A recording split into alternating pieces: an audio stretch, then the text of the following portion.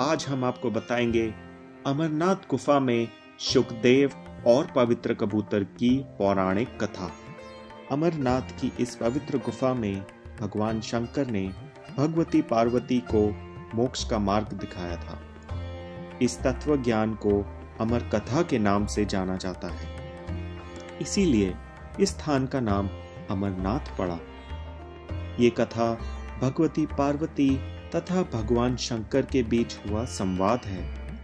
ये उसी तरह है जिस तरह कृष्ण और अर्जुन के बीच संवाद हुआ था। जब भगवान शंकर इस अमृत ज्ञान को भगवती पार्वती को सुना रहे थे, तो वहां एक हरी कंठी वाले तोते का बच्चा भी ये ज्ञान सुन रहा था। पार्वती कथा सुनने के बीच बीच में हुंकारा भर रही थी।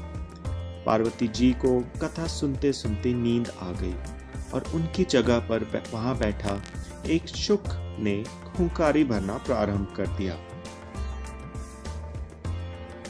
जब भगवान शिव को ये बात ज्ञात हुई, तब वे शुक को मारने के लिए दौड़े और उसके पीछे अपना त्रिशूल छोड़ा। शुक जान बचाने के लिए तीनों लोकों में भागता रहा। भागते भागते वो व्यास जी के आश्रम में आया और सूक्ष्म रूप बनाकर उनकी पत्नी वाटिका के मुख में घुस गया। वो उनके गर्भ में रह गया। ऐसा कहा जाता है कि ये 12 वर्ष तक गर्भ के बाहर ही नहीं निकला। जब भगवान श्री कृष्ण ने स्वयं आकर इन्हें आश्वासन दिया कि बाहर निकलने पर तुम्हारे ऊपर माया का प्रभाव नहीं पड़ेगा, तभी ये गर्भ से बाहर निकले और व्यास जी के पुत्र कहलाए। गर्भ में ही इन्हें वेद, उपनिषद, दर्शन और पुराण आदि का पूरा ज्ञान हो गया था। जन्मते ही श्री कृष्ण और अपने माता पिता को प्रणाम करके इन्होंने तपस्या के लिए जंगल की राह ली।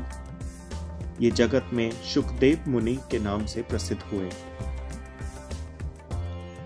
अमरनाथ यात्रा के साथ ही कबूतरों की भी कथा जुड़ी हुई है।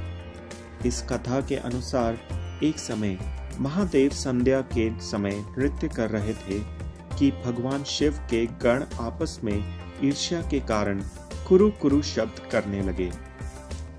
महादेव ने उनको श्राप दे दिया कि तुम दीर्घ काल तक ये शब्द कुरु कुरु करते रहो। उसके बाद से वो रुद्र रूपी गण उसी समय कबूतर हो गए और वहीं उनका स्थायी निवास हो गया। माना जाता है कि यात्रा के दौरान पावन अमरनाथ गुफा में इन्हीं दोनों कबूतरों के भी दर्शन होते हैं। यह आश्चर्य ही है कि जहां ऑक्सीजन की मात्रा नहीं के बराबर है और जहां दूर दूर तक खाने पीने की कोई साधन नहीं है, वहां ये कबूतर किस तरह रहते होंगे।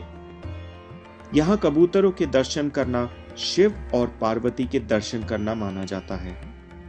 ये भी कहा जाता है कि इन कबूतरों ने अमरनाथ में शिव के मुख से अमरता के प्रवचन सुन लिए थे, इसीलिए ये भी अमर हो गए। क्या आप कभी अमरनाथ यात्रा के लिए गए हैं? आपने कभी इन कबूतरों के दर्शन किए हैं? अगर हाँ, तो कमेंट में लिख के बताइए कि आपने इन कबूतरों को कहाँ देखा था और क्या आप इस कथा के बारे में जानते थे?